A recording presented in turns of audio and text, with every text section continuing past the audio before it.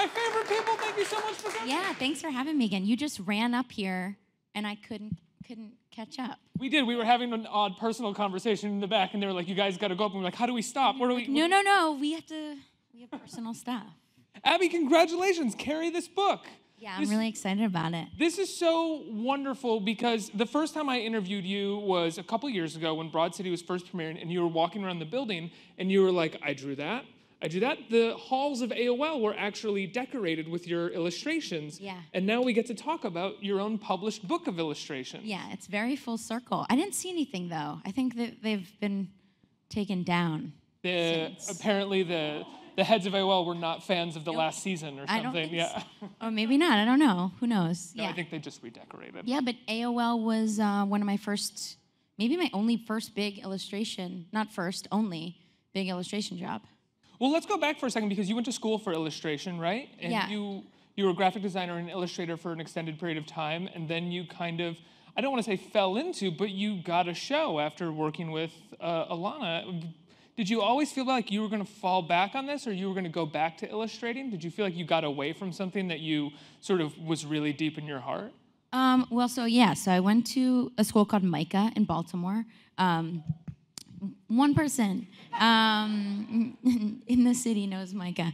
So I didn't even go for illustration. I kind of went for general fine arts. So I was doing like painting and drawing and stuff. And I moved here right after school to do acting and writing and stuff. So that was my intention in moving to New York. But at the same time, I was trying to make money by not waitressing, by doing illustration stuff. And I would get these kind of small little gigs, and then I did work terrible day jobs.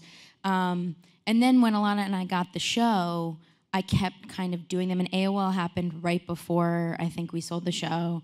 And the AOL job actually allowed me to quit my day job, which was at Life Booker at the time, which is like a Groupon, which is where like Alana works on the show, basically. And so the AOL job was sort of why I was able to quit, and then we went to LA and pitched the show. So if it wasn't for AOL, there would be no Broad City. Yeah, basically. I'm gunning for a raise. Basically. So this is what I'm doing. But on the show, my character, Abby, is an illustrator, and a lot of things in my apartment on the show are my artwork, is my artwork from college. So a lot of my stuff is on the walls there, and all the illustration series that she does on the show were mine. So I did them years ago, and so everything that she draws, I drew. So I was kind of able to do it at the same time, just like in my spare time. And now this book is all about sort of what people carry around with them. Famous people, fictional characters. How long have you been kind of personally obsessed with what people may or may not carry around with them? The obsession definitely went way up about 6 months ago when I pitched the book. I will say, like, I guess it's been something I've been fascinated with, but I don't know, just what people carry and the way they carry, like the way people pack stuff, especially living in New York. I feel like if you guys live in New York, you know that when you leave for the day, you're kind of leaving for a long period of time. You don't have your car with you. You oftentimes don't go home in the middle of the day, so you have like day through night with you, and there's essentials that everyone has with them, and I find that interesting. But in middle school, one of the required readings was this book called The Things They Carried by Tim O'Brien. Such a wonderful book. You guys know it? No one knows it. Wait, can we stop for 1 second? It's an amazing book. Yeah, when this is over, don't leave now, but when this is over, leave and go buy that book. It's incredible. You should have Tim O'Brien come and do a build. Just to get people to reread the He's book. Not alive anymore. I think he's alive. Anyway, I don't remember that much about the book, but what like stuck, what always stuck was just the title. The fact that people carried stuff. No, I just don't remember everything, but the main thing that I took from it was that the way he told the story, it's about Vietnam vets, and the way he told the story was by showing what each vet carried around with them. And that's how these characters were sort of like unfolded throughout the book. And when I pitched my book talked about Tim O'Brien's book. And just that I thought that was a really interesting way of storytelling. And a couple of the ideas I had were sort of about celebrity culture and all this, and through illustration. Because one of my things on the show is called Famous Favorites, where Abbi draws famous people's favorite foods, which is completely arbitrary and is very silly. This is an extension of that. Well, it's a way of humanizing people that we kind of idolize or put on a pedestal or imagine to be something that we are not, which is totally human with having very human tastes and interests. Yes. And so that was sort of like the jumping off point for this book, which was like, well, what if I took it to the next level and was really like, if I dumped out like a bag of one of these famous people, what would they have? So there's a lot of stuff that's based on research that is real about the person, but then I was able to take it to the next level by writing like to-do lists and reminders and date book stuff, and depending on who it was, I got to poke fun at them or comment on something I liked about them or really didn't like about them, and it became like this really fascinating thing for me to do sort of simultaneously while I was doing Broad City. You were doing it while you were doing Broad City? Yeah, we just finished writing the show, 4th season at the end of August, and I was doing this book the whole time we were writing. Was that tough? Was it a lot of work? It was a lot of work. It was really intense. I probably wouldn't do that again. But looking back now, I was like, wow, I can't believe I did that. It was sort of like we would write all day, and then I would come home and draw all night. And the weekends were like drawing this book. But I think the pace at which I did this book sort of made it what it was. That's incredible. Were you motivated like that before? Is it deadlines that kind of keep you motivated and make it so that you will draw at night and you will draw on the weekend? Yeah, I mean, once I sold the book, we had like a date, this date, today, and then you have to have it finished by a certain date for it to go to print and all that. And so that was set, and then we had to move the writing period forward. We were supposed to start writing in the fall, and so it just sort of landed on top of each other. But yeah, I think I'm like very deadline driven. But also, since we sold the show, Alana and I both are sort of in this state of momentum. So we're trying to just kind of keep it going. And it's exciting when you have an opportunity to I can make a book, and Penguin was amazing, and they let me, Viking Penguin, sorry.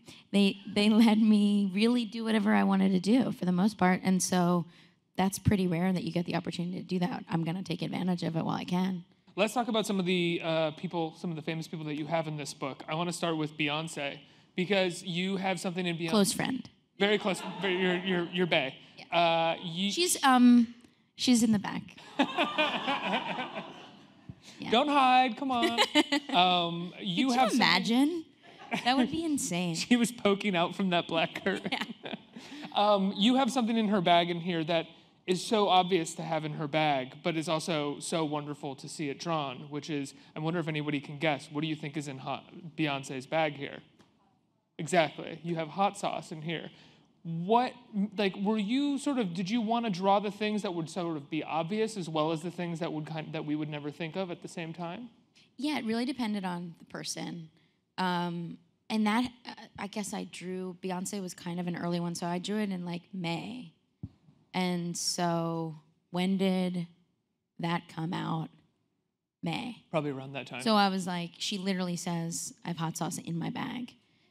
And so I was like, that's got to go in the book. Like, there's not a lot of people that say, this is in my bag. It'd almost be like journalistically irresponsible to not have that. Yeah, right? I was like, if I'm drawing her bag, I have to include that. But I don't know what kind, so I use that. That's the kind I use. So who knows? I might have gotten it wrong. On the complete other side of the spectrum, you also have Donald Trump. He's here too. No. He's actually with Beyonce. Everybody was right. It is an Illuminati. All of the rich people hang out together and are plotting. What was it like drawing for? I mean, I think you drew that in April, right? His was. I drew there were 5 that I drew right away in April. His was one of the first ones. I would probably be able to update his thing daily weekly, Daily. daily. So What you've drawn for him in April doesn't seem, I feel like, as angry as what I think you would draw now. And I don't mean just updating it with specific things that he did, but if you had to update his drawing, do you think it would come across much less kind of comical? yeah. I mean, it was like, there's like a line that I could have definitely crossed over. Not necessarily a bad line, but just like a line of like how much I wanted to like poke at certain people. And yeah, if I did that now, I would do it a lot differently for his. Just because it is so infuriating what's going on right now. So his is so tame, and I wish I could kind of change It's that. kind of nice to see it as tame, though. Okay, cool, that's good. No, I'm being honest because it seems like, I mean, not that I think we should be tame with Donald Trump right now, Right. but everybody has the gloves off and is going wild. It's kind of nice to see something that like, these are the couple things that really are a little upsetting, but he's also a humorous pop culture character as well. Yeah, and it's a great talking point to talk about how many more things I would add to his bag now. So, yeah. And you also have Ruth Bader Ginsburg in here, which is, I love that she has Beats by Dre headphones.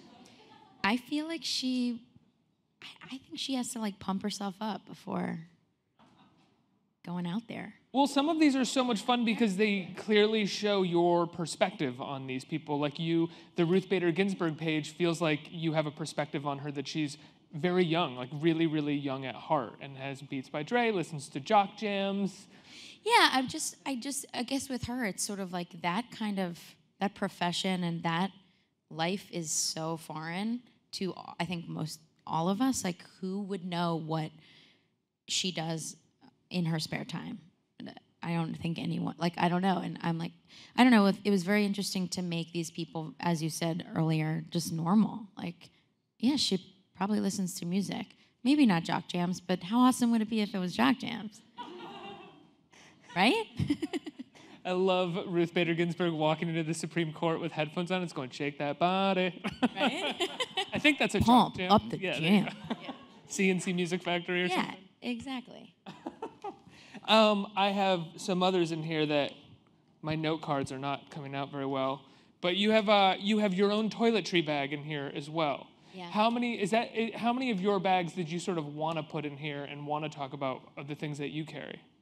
So that's the only thing I really just like dumped out a toiletry bag. And that I have been traveling a lot more since the show and I feel like the toiletry bag is something that just like stays packed and just stuff, I should say not stuff, just shit is like added to it. And I feel like that just is what happens and people just like, what do we have? I just was fascinated about how much I had in there. That is like true what is in there. Did you dump out your toiletry bag for the book to see what was in here for the book? Or did you one day dump it out and go, wow, there could be a book in this? No, I dumped it out. I wish I did that. No, I dumped it out. I think I had gone somewhere and I was like in the hotel and I was like, what is all this? Like I'm not using any of this and I don't even have what I need. And then when I was doing the book, I was like, oh, this would be I do want to do something that's personal. This feels very personal. Why not? It's like, that's a very sort of, it's like opening up someone's medicine cabinet, kind of. And so I was like, that would be fun. And I feel like we all collect these like miniature versions of products that we save forever. And I was like, that's funny. Yeah, and then I did my character and Alana's character in the back. And that was, those were like the most personal ones. How different do you feel like your character's book is or bag is from your own bag? Pretty different. Those two were so fun to me because I got to go through the past 3 seasons and put in all the jokes, like not all of them, but a lot of the jokes I thought the two of them would carry around. And I think Alana and I mean, we're similar to the characters, but we're different. Mm-hmm. Now, one of the things about the book that I love, and I also love about Broad City, is your, not obsession, but your love of women and historical women, both women who are making history now and women from before. You have a page about Susan B. Anthony. I'm wondering if you found that while making Broad City, or if that was before Broad City and you were bringing that to the show as you were making it. Because Broad City is first and foremost a wonderful comedy with incredible jokes. But it seems like as you guys have progressed and made the show, people rally around it as sort of a female empowerment show, which it is. Did you guys find that as you were sort of starting to make it, or did you find that as you were sort of progressing past the first season and people were saying this stuff about it? I think, and I can't really speak for Alana, but I think we found it while we were making it, and not necessarily only from like the feedback coming back at us, but it was just sort of as we started writing, season after season, we developed our voices individually and what our voices collectively, and what we really wanted to talk about. And when we pitched the show, it was very much like the web series, which did, I think it was just sort of like these subconscious things we wanted to talk about, but it wasn't like we want to really like. It was never like we want to talk about powerful women. It just sort of happened as we went along. Well, as the show gets successful, it's about women. You sort of inadvertently become a somewhat powerful woman or an empowered woman by having this platform. Right. And did that make you, I think, more interested or fascinated by other powerful women in history? And powerful might be a weird word for someone to have to hear about themselves, but someone with a platform. Yeah, I guess when you have a show or a platform in general, you Way to try to be smooth. Sorry. When you have a show like we do, we care about the show so much. It is like our child. There's a responsibility to talk about things that you care about and that matter and that you think that are important, that are going on, and that you think that are important because they're so dumb that you want to talk about it too. Like, I think that not just talking about, I think by making the characters the way we have, which is very flawed, that I think that's important to show women that are flawed and that are trying to figure stuff out, because that has really mostly been portrayed by men in that way. But I'm circling around this question. Where was I going? Yeah, I think there's a responsibility. Definitely, I think we feel really lucky to have a voice and a platform to. When you find your voice, you end up sort of finding what also interests you and fascinates you and what empowers that voice even more. Yeah, and when I was doing this, it was really important to me to include a lot of women. There's a lot of amazing guys in the book too. And I think our show, we make the show with a lot of amazing, powerful women, but a lot of amazing, powerful men too. Absolutely. I'm going to open it up to the audience for some questions. Who has questions out there? Hey, Abbi, congratulations. Thanks. I love that you included Joey Tribbiani's man purse. What inspired that? Do you like friends? That's so funny. I didn't even realize that, I forgot he carried a man purse. Because it's not all purses. It's like any bag, but you're right. That is so, I didn't even realize I did that. Did you just say what inspired me to do that? So originally, I made a big spreadsheet of all these people I wanted to include, and I was going to do all the friends. And then the more I started like looking at those characters, I was like, I just want to do Joey. Like his specifics are so fun and funny to draw.